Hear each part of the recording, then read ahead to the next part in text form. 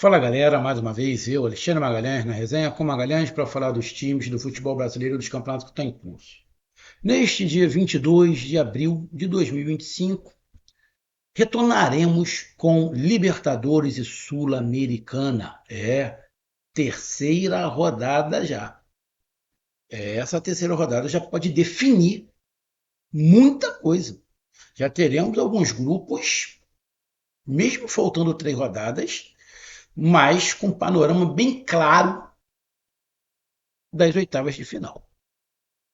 E brasileiros podendo se consolidar e brasileiros se enrolando de vez. Alguns se enrolando, talvez até sem chance, e outros brasileiros se enrolando, mas ainda com chances, mas não dependendo só de si. Então, uma rodada tensa, uma rodada tensa para os brasileiros, que começa nesta terça-feira, dia 22, e termina na quinta-feira, dia 24. Então, vamos falar rapidinho aqui sobre Libertadores e Sul-Americana e eu vou dar os meus palpites para cada jogo dos brasileiros. Então, eu peço a você, meu amigo torcedor brasileiro que acompanha o canal Resenha com Magalhães, eu peço que você curta, compartilhe, inscreva-se no canal, dê o seu like, ative a notificação, coloque nos comentários. Se você quiser ajudar o nosso canal a crescer, você pode ajudar através do Pix, que é o número do nosso WhatsApp, você pode ajudar através do Superchat, quando estiver fazendo lives, e você pode ajudar através do clube de membro do canal Resenha com Magalhães aqui embaixo de azul. E agora você pode ajudar através do Valeu, que é esse coração que se franco está do lado de compartilhar. Mais uma coisa, não deixe de se inscrever no canal, porque mais da metade da galera que acompanha o canal não é inscrito. Então dá essa moral pro canal, inscreva-se no canal. Então vamos lá, galera. Vamos começar aqui para a Libertadores. Nesta terça-feira, dia 22, teremos Flamengo e Internacional entrando em campo. O Flamengo na altitude contra a LDU e o Internacional jogando em casa contra o Nacional do Uruguai. Na quarta-feira, dia 23, dia de São Jorge, teremos o São Paulo enfrentando o Libertad, teremos o Botafogo enfrentando o Estudiantes, teremos o Fortaleza viajando e pegando o Bucaramanga. Lembrando, São Paulo joga fora de casa, Botafogo joga fora de casa, Fortaleza joga fora de casa. E na quinta-feira temos o Palmeiras jogando contra o Bolívar na altitude, temos o Bahia jogando contra o Atlético Nacional em casa. Então teremos em casa jogando um, um, um 2 brasileiros jogando em casa. Então, 5 brasileiros jogando fora, uma rodada complicada. 5 brasileiros jogando fora e apenas 2 brasileiros jogando em casa. Bom, vamos torcer aí para que o saldo ao final dessa rodada seja positivo para os brasileiros e que os brasileiros, a gente espera que todos se mantenham vivos, né? Em seus grupos. Mesmo se tiver algum com dificuldade, mas que esteja pelo menos vivo. Então vamos lá. Terça-feira, 7 horas da noite. É o Flamengo que entra em campo. O Flamengo já está em Quito. Não é a mais altitude, a do Bolívar, onde o Palmeiras vai jogar, é bem mais alto, acho que é 1.000 metros a mais, se eu não estiver enganado, onde o Palmeiras vai jogar, mas mesmo assim, altitude, 2.000 e poucos de altitude, tem uma grande diferença. O Flamengo vai enfrentar a LDU hoje, 7 horas da noite. O Flamengo é o terceiro no seu grupo com 3 pontos. Tá? É um jogo complicado, porque se o Flamengo perde para a LDU vai a 7. Abre 4 pontos no Flamengo. Se o Central Córdoba ganha do Deportivo Táchira, também vai a 7. Aí fica 2 clubes com 7, o Flamengo só com 3. Aí a situação do Flamengo vai ser muito complicada. Muito complicada. Porque o Flamengo perdeu para o Córdoba em casa. O Flamengo jogou uma em casa e perdeu em casa. Os próximos 3 jogos, o Flamengo vai jogar 2 em casa. Dá para fazer 6 pontos, dá para. Mas mesmo assim, vai ficar complicado para o Flamengo conseguir a primeira colocação. Talvez o Flamengo, se classificando, vai se classificar na segunda colocação. Isso se perder. Tá? O empate é ruim? Não, o empate não é ruim. Levando em consideração que o Flamengo vai jogar com o LDU em casa. Vai jogar com o Deportivo Táchira em casa. Então, agora o pior dos cenários é o Flamengo perder. Se o Flamengo perder, o Flamengo vai ficar muito enrolado no seu grupo. Muito enrolado. Apesar de ter 2 jogos em casa. Né? Mas o que teve em casa perdeu. Então vamos lá, cara.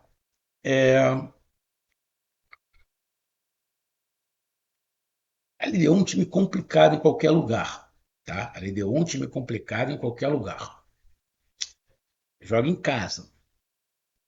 Pô, cara, o Flamengo perde muito gol. Tá jogando futebol legal, mas o Flamengo perde gol demais. Cara, eu vou ficar satisfeito se o Flamengo empatar. Eu vou ficar satisfeito se der empate LDU e Flamengo. Então, se o Flamengo ganhar, óbvio.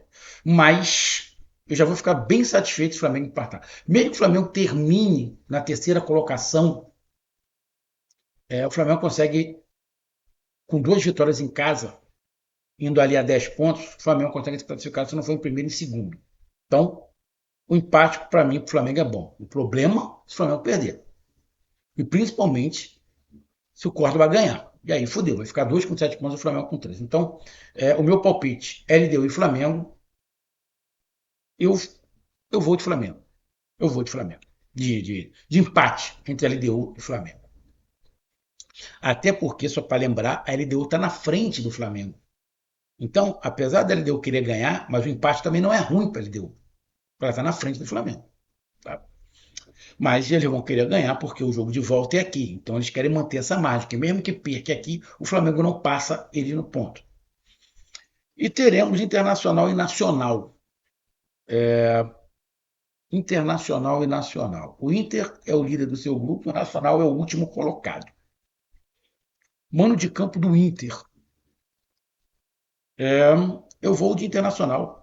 Meu palpite é vitória do Internacional. E, cara, e com essa vitória, o Internacional termina o turno com 7 pontos. E aí praticamente já elimina o Nacional.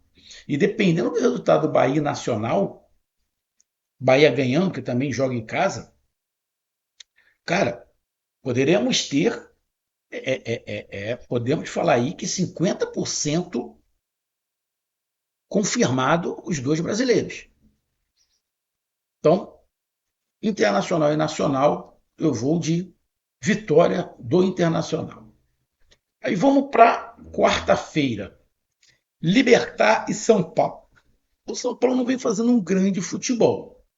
Está aqui na segunda colocação, no grupo D, atrás do Libertad. Né?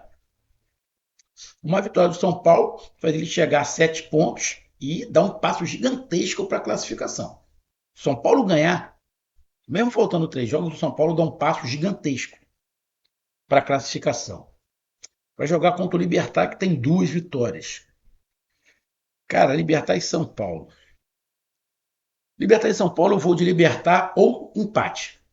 Acho que o São Paulo não ganha do Libertad. Acho que o São Paulo não ganha do Libertad com o futebol que o São Paulo tá. Para mim dá Libertad ou empate.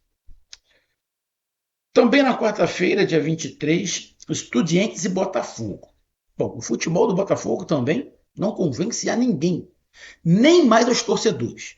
O futebol do Botafogo não convence nem os torcedores. O Botafogo está na terceira colocação com 3 pontos. O líder é a Universidade do Chile com 6. A tendência é que a Universidade do Chile porre o Carabobo e vá a 9. E aí, se a Universidade do Chile ganhar do Carabobo, a tendência é que só sobe uma vaga. Que uma vaga já vai ter.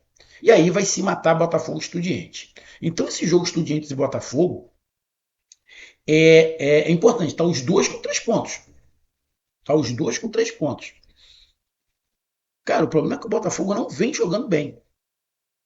O Botafogo não vem jogando bem. Ah, e só para lembrar, Estudiantes e Botafogo vão entrar em campo já sabendo do resultado do Carabobo Universidade do Chile, que joga hoje. Joga hoje. Vamos lá que o Carabobo ganhe. E vai embolar o grupo. Agora, se o Carabobo perder, né, o Carabobo já está fora, o Universidade do Chile praticamente classificado. Então é uma pressão. É uma pressão. Estudiante e Botafogo. Cara, mais difícil. Eu não consigo, com o futebol que o Botafogo está jogando, eu não consigo apostar no Botafogo. Para mim, dá Estudiante e eu vou ser amigo do Botafogo, vou no empate. Ah, só para lembrar, no jogo do Flamengo, eu não acho que é LDU ou empate. Para mim, é empate. Tá? Estudiantes e Botafogo, para mim, dá Estudiantes ou empate. É, aí na quinta-feira temos Bolívar e Palmeiras. Lá na altitude, grupo G. O Bolívar é o segundo colocado com 3 pontos. E o Palmeiras é o primeiro com 6. Né? 2 vitórias. O time do Palmeiras é bem, é bem, é bem tinhoso, cara. Bolívar e Palmeiras. Cara, Bolívar e Palmeiras eu vou de empate ou Palmeiras. Eu acredito numa vitória do Palmeiras lá em cima, mas eu vou de empate ou Palmeiras contra o Bolívar. E fechando para os brasileiros na quinta-feira, dia 24, Bahia e Atlético Nacional. Futebol do Bahia também não está convencendo, o próprio Rogério Ceni falou isso. Mas deixa eu falar uma coisa rápida aqui para a torcida do Bahia. O Bahia jogou pelo Campeonato Brasileiro, ganhou do Ceará por 1-0 no finalzinho, num pênalti, né? Que muitos falaram que foi pênalti, outros falaram que não, aquela situação. Deixa eu desenhar para alguns torcedores do Bahia. Quando eu falo que o pênalti não foi claro, não quer dizer que eu não achei que foi pênalti. Porque tem pênalti que você olha e fala assim, não, isso aí é muito pênalti, não precisa nem olhar no VAR. Não foi o caso, na minha opinião, do pênalti a favor do Bahia no jogo contra o Ceará. Para mim, o pênalti tinha que olhar no VAR. O tanto que o árbitro não dá o pênalti. Se o pênalti fosse muito claro, o árbitro ia no pênalti. Tudo bem que teve no jogo São Paulo e Sport, teve um pênalti claríssimo que não foi dado, o juiz foi no VAR e mesmo assim não deu o pênalti. Né? Teve o pênalti em cima do jogador do Grêmio que não foi dado. Então, torcedor do Bahia, quando eu disse que o pênalti não foi claro, não quer dizer que eu disse que não foi pênalti. Quem está escrevendo não acompanhou o vídeo inteiro, porque se acompanhasse o vídeo inteiro, ia saber a minha opinião no final do vídeo. Então vamos lá, desenhando. Dizer que o pênalti não claríssimo não quer dizer que não foi pênalti. Beleza? Só para explicar. Porra, que complicado. Interpretação de texto é foda. Ah, e se você acha que o pênalti foi claro, é opinião sua. Você guarda para ela, para você. Essa foi a minha opinião. Teve um amigo que até escreveu um texto lá explicando o porquê que ele acha que foi claro. Porra, beleza. Exatamente. Você deu a sua tese do porquê que você acha. Agora, simplesmente falar, porra, é um absurdo você não achar isso. Então me explica por quê, igual um amigo fez. Tá? Um abraço. Então vamos lá. Bahia e Atlético Nacional. O Bahia tem 4 pontos e o Atlético Nacional tem 3. É... Cara, o Bahia joga em casa contra o Atlético Nacional. O problema é que o Bahia joga 2 fora no turno.